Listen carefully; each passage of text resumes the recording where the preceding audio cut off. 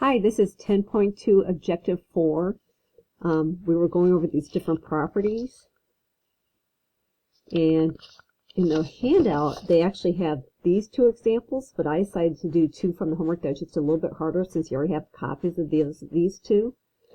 So the two from the homework this is the first one. Okay, so let me kind of go over this one here. I'll go through the different steps. This is from the homework number 23.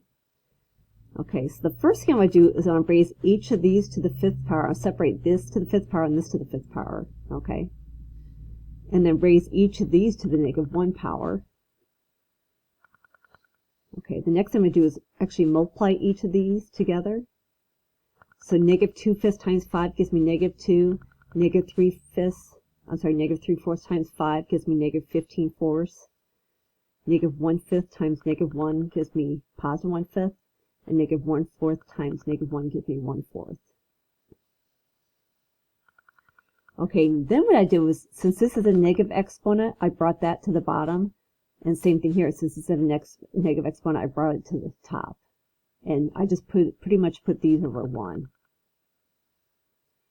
Okay, now I brought the b's together. So this is b to the 1/5. This is a numerator, so I'm going to take this one and subtract b squared. Let me show you that one from the rules. That goes back to this one right here. So I take the numerator exponent and subtract the denominator exponent. Okay, so I take 1/5 minus 2. And for these two, I'm going to add them. So I have c the 15/4, plus c the 1/4. So I'm going to add these two together right here.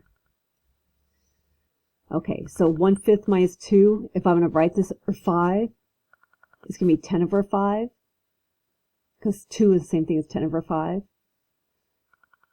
These two, they have the same denominator, so I'll go ahead and add the numerators together. I get 16 over 4.